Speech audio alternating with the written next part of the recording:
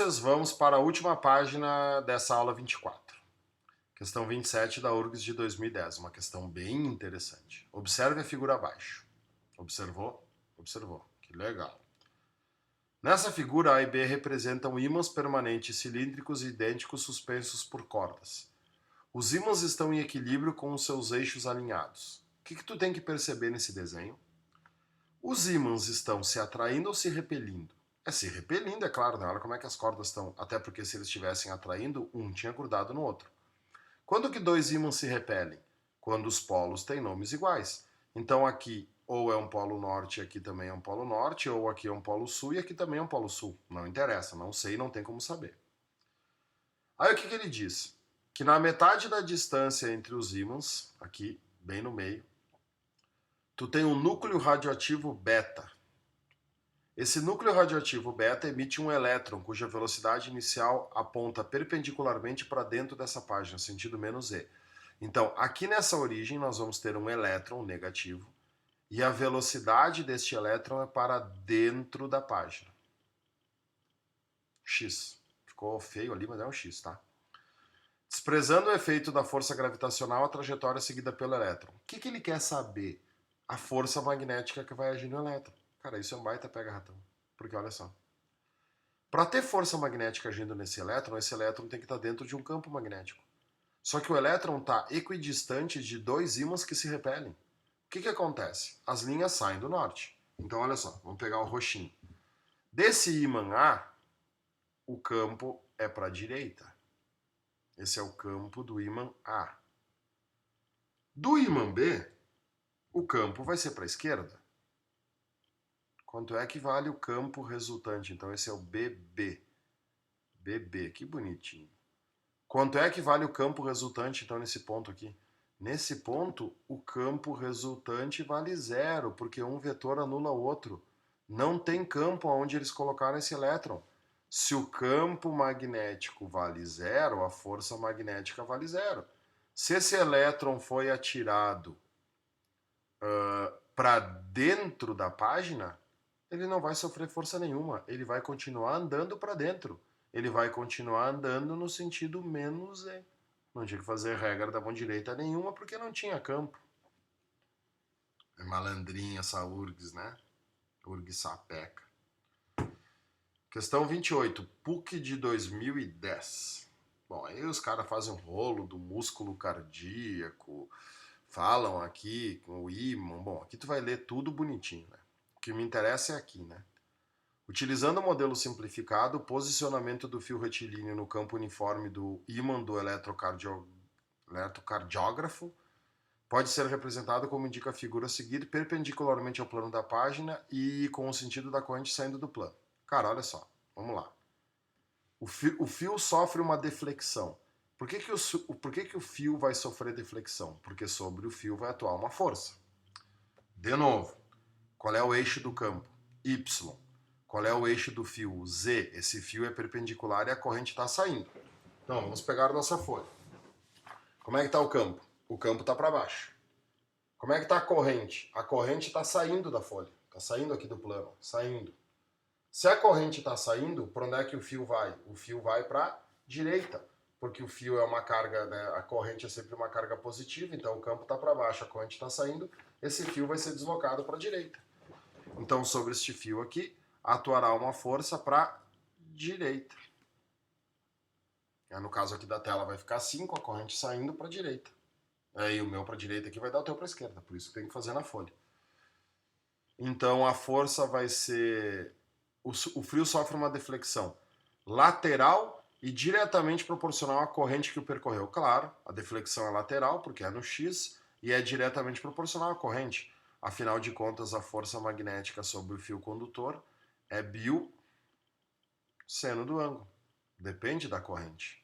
Proporcional. Vamos ver aqui, ó. Inversamente proporcional ao campo. Não. Vertical, não. Lateral e diretamente proporcional à resistência do fio. Nada a ver. Limpando, questão 29 da UPF. Sempre questõezinhas complexas.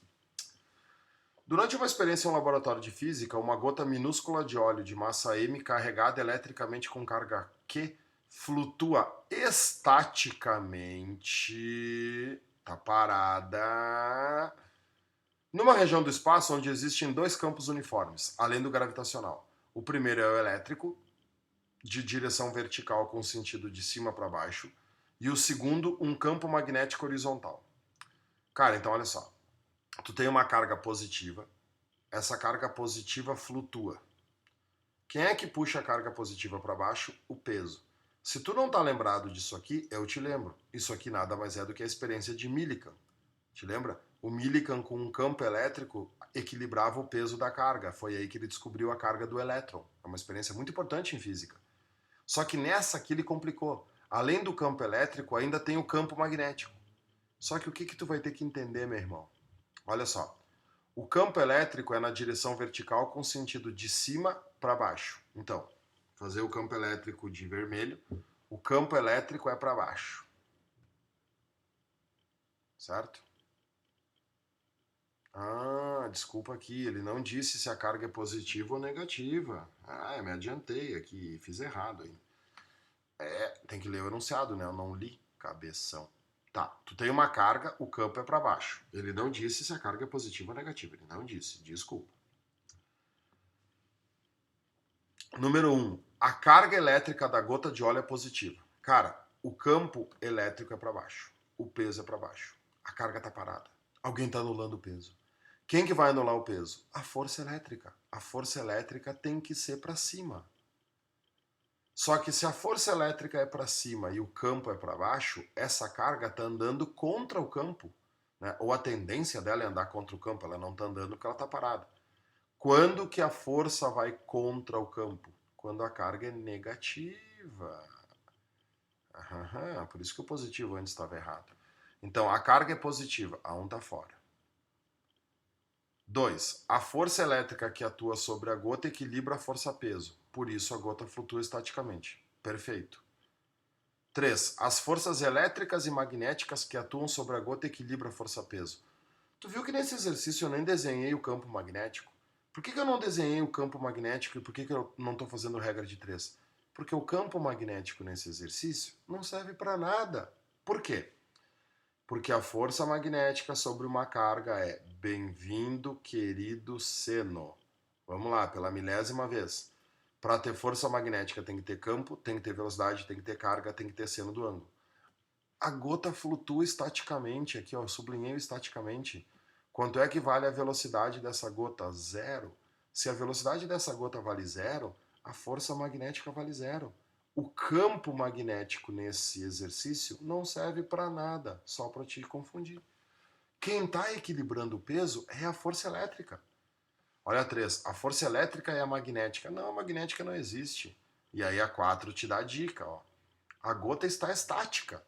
Por isso, não há força magnética atuando sobre ela. Então, corretas são a 2 e a 4. Se tu tivesse esquecido disso, a 4 ia te lembrar disso.